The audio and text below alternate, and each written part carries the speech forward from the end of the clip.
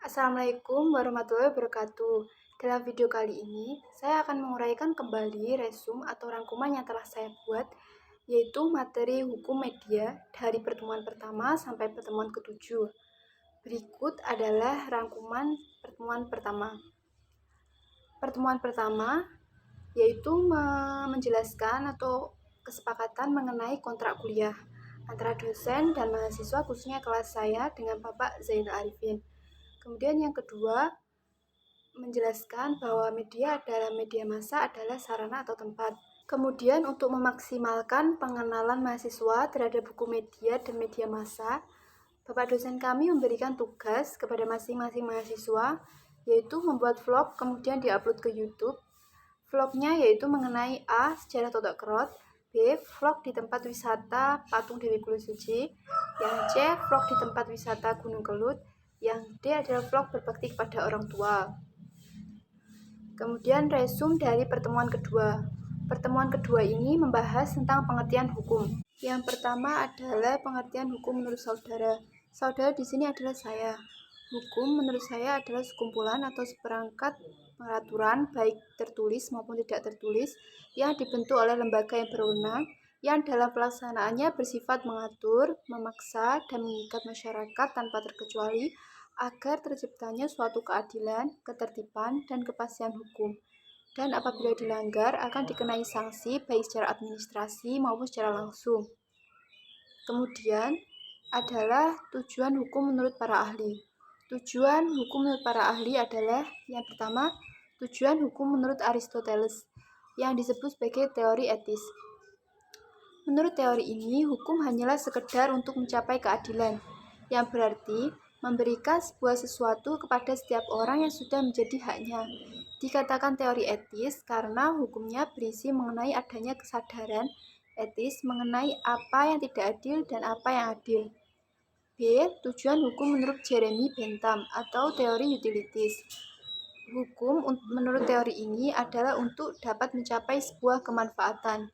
Berarti, hukum mesti menjamin kebahagiaan bagi banyak orang maupun masyarakat. Yang C. Tujuan hukum menurut Geni. Tujuan hukum menurut Geni adalah untuk mencapai keadilan dan untuk kepentingan daya guna dan kemanfaatan. D. Tujuan hukum menurut Van Apeldoorn.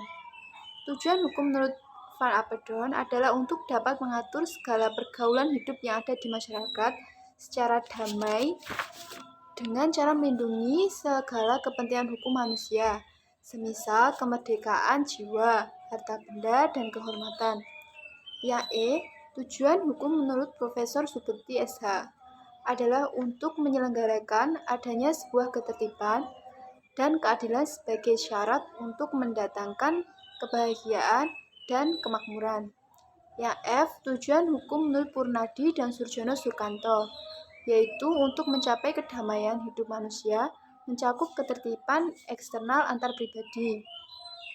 Soal yang ketiga adalah unsur-unsur hukum.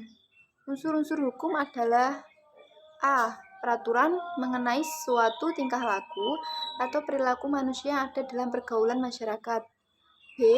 Peraturan tersebut diadakan oleh segala badan-badan resmi yang berwajib. Yang C. Peraturan itu bersifat memaksa. Yang D. Sanksi terhadap pelanggaran peraturan tersebut secara tegas. Yang ketiga adalah pertemuan ketiga. Rangkuman pertemuan ketiga adalah mengenai pengertian media massa dan hukum media. Yang A. Pengertian media massa. Media massa adalah sarana untuk menyampaikan pesan atau pernyataan atau informasi yang bersifat umum kepada sejumlah orang yang jumlahnya relatif besar, tinggalnya tersebar, heterogen, anonim, tidak terlembagakan, perhatiannya terpusat pada isi pesan yang sama, yaitu pesan dari media massa yang sama, dan tidak dapat memberikan arus balik secara langsung pada saat itu. Jenis media massa ini ada dua, yaitu media massa yang diterbitkan atau disiarkan secara tidak periodik, dan yang kedua, media massa yang diterbitkan atau disiarkan secara periodik. Kemudian pengertian pers. Pengertian pers menurut Undang-Undang Pers Nomor 40 Tahun 1999, pers adalah lembaga sosial dan wahana komunikasi massa yang melaksanakan kegiatan jurnalistik meliputi mencari, memiliki, memperoleh, menyimpan, mengolah, dan menyampaikan informasi baik dalam tulisan, gambar, dan suara, serta data dan grafik maupun dalam bentuk lainnya dengan menggunakan media elektronik, media cetak, dan segala jenis saluran yang tersedia. Yang J adalah pokok-pokok hukum media. Pokok-pokok hukum media ini meliputi yang pertama ruang lingkup. Umar Seno Aji menyebutkan bahwa hukum pers meliputi beberapa pengertian, di antaranya aturan-aturan mengenai publication atau code of publication. Peraturan itu berhubungan dengan pengaturan hak asasi manusia, yaitu hak menyatakan pendapat dan kebebasan pers. Mengenai media massa, Abdul Muiz menyebutkan bahwa media massa tidak hanya media cetak, melainkan media penyiaran seperti TV atau radio dan cyberspace. Yang kedua, ruang lingkup di Amerika Serikat. First Amendment Amerika Serikat memberikan perlindungan atas kebebasan pers secara tegas. Pengertian atau penafsiran pers telah mengalami perkembangan jauh meliputi media elektronik dan saat itu merambah ke media internet. Pers di Amerika Serikat pada mulanya menjadi alat propaganda dari kekuatan politik yang saling bermusuhan.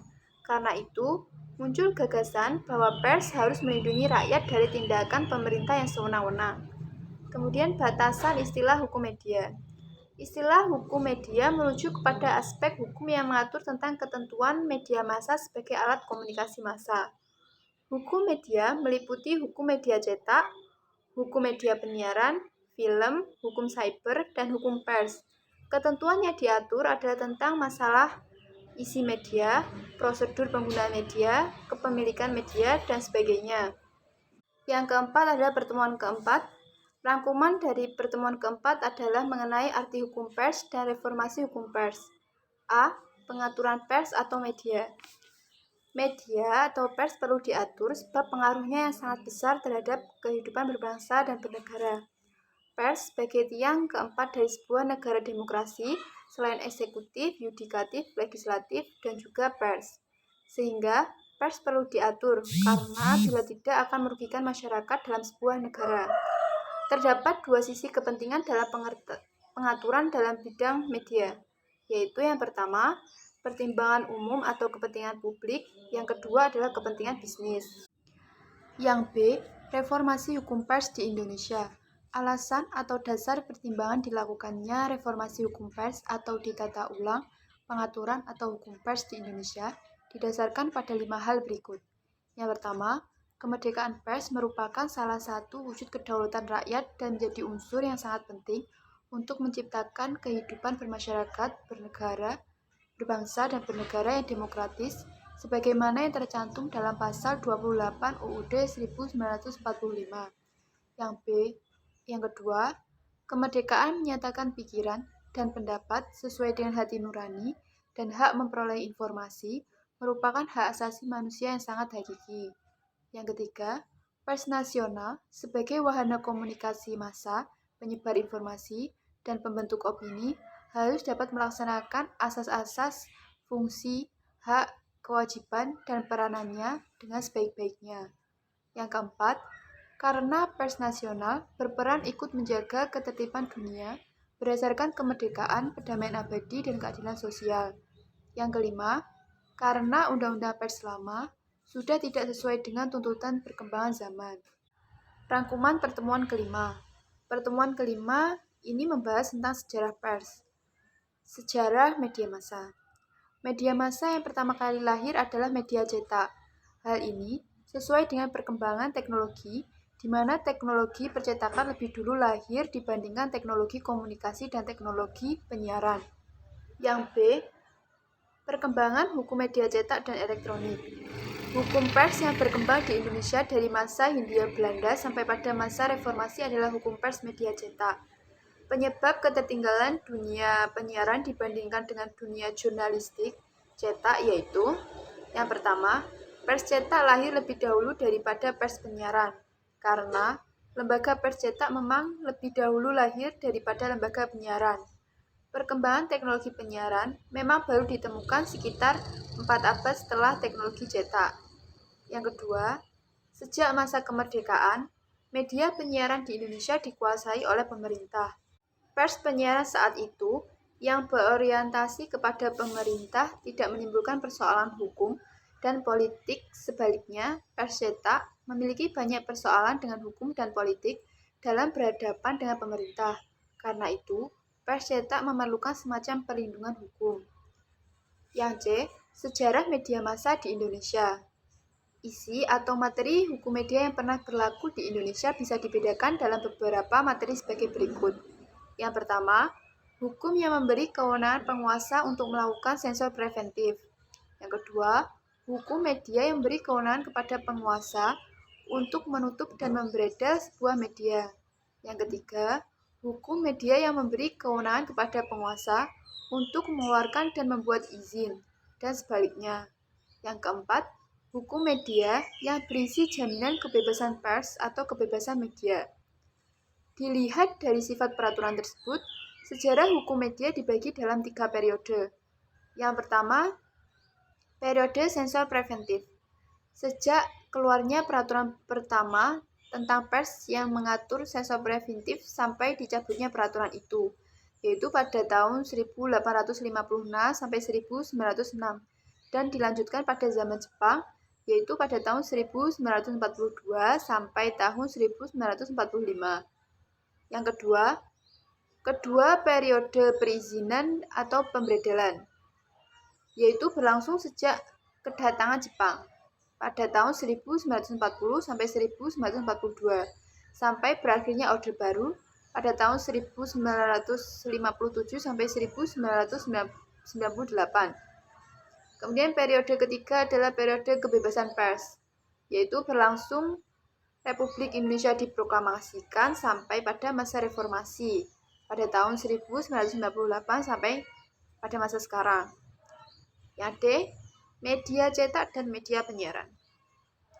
Perbedaan fundamental antara media cetak dan media penyiaran adalah dalam penggunaan alat untuk menyampaikan pesan kepada massa.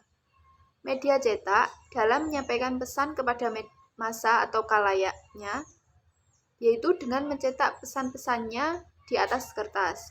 Sedangkan media penyiaran menyampaikan pesan melalui teknologi komunikasi, baik berupa suara atau audio, maupun suara dan gambar, audio dan visual. Perbedaan media cetak dan media penyiaran juga terjadi dalam bidang pers. Berikutnya adalah rangkuman dari pertemuan ke-6. Pertemuan ke-6 ini membahas fungsi pers dan kebebasan pers. Yang pertama, secara umum, pers memiliki beberapa fungsi, yaitu diantaranya menyiarkan informasi, mendidik, menghibur, dan fungsi kontrol sosial, serta pers juga berfungsi untuk mempengaruhi. Fungsi pers di Indonesia. Rumusan fungsi pers di Indonesia termaktub dalam Pasal 3 Undang-Undang Nomor 40 Tahun 1999 tentang pers yang berbunyi sebagai berikut. Ayat pertama, pers nasional mempunyai fungsi sebagai media informasi, pendidikan, hiburan, dan kontrol sosial. Ayat kedua, di samping fungsi-fungsi tersebut, ayat 1, pers nasional dapat berfungsi sebagai lembaga ekonomi. Kemudian tentang karakteristik pers. Karakteristik pers yaitu sebagai berikut. Yang pertama, proses komunikasinya berlangsung satu arah. Kemudian komunikator melembaga. Pesannya bersifat umum.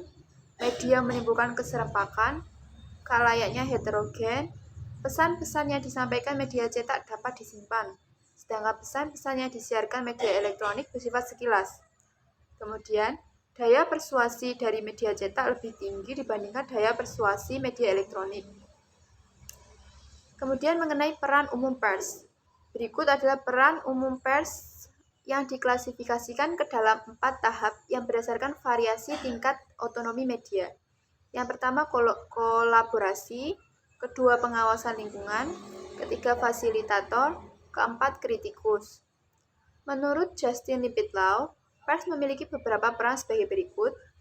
Yang pertama sebagai pengawasan publik, kedua penyelidik, ketiga pendidik bagi publik, keempat penasihat bagi demokrasi dan pemerintahan yang baik, Kelima, katalis bagi demokrasi dan pembangunan. Yang E, kebebasan pers atau freedom of the press.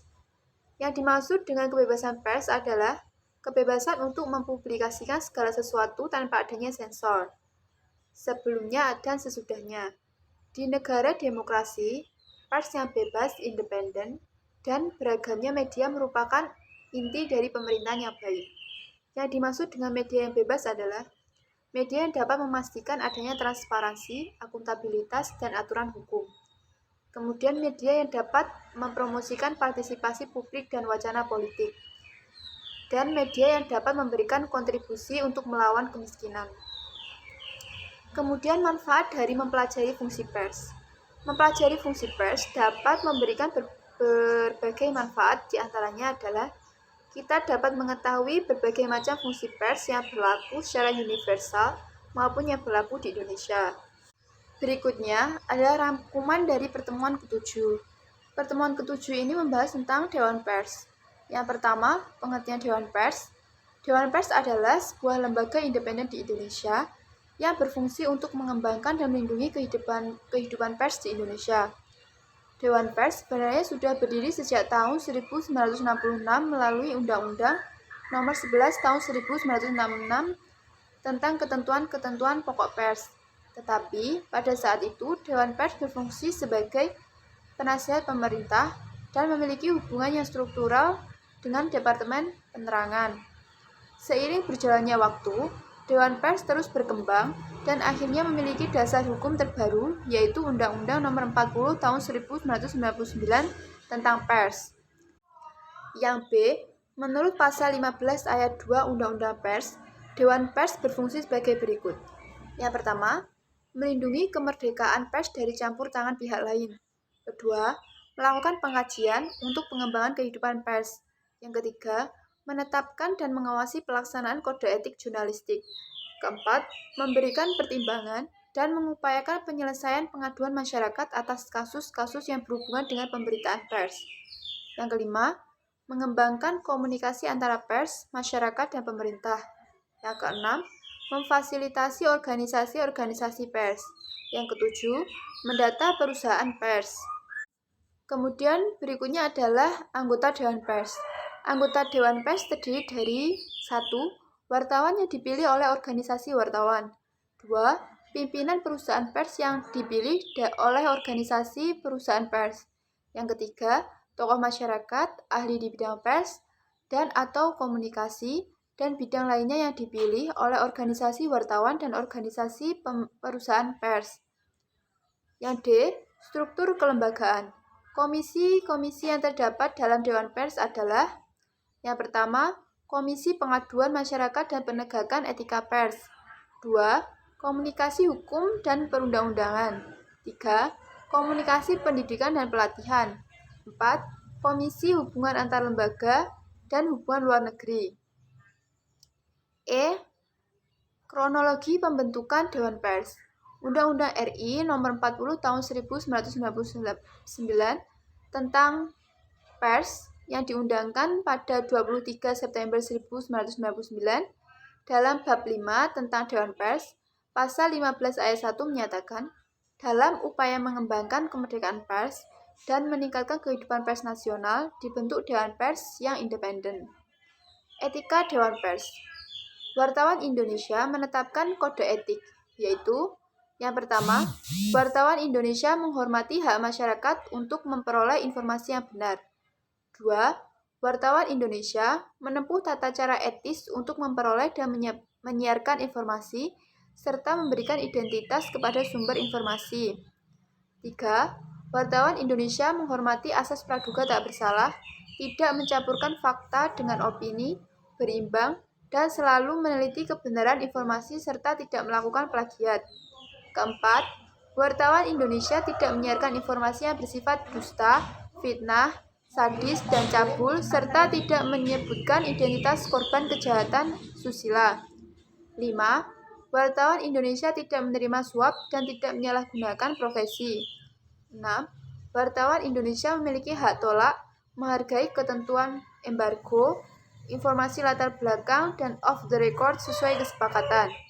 Yang ketujuh, wartawan Indonesia segera mencabut dan meralat kekeliruan dalam pemberitaan serta melayani hak jawab. Demikian adalah rangkuman pertemuan 1 sampai pertemuan 7 dari mata kuliah Hukum Media.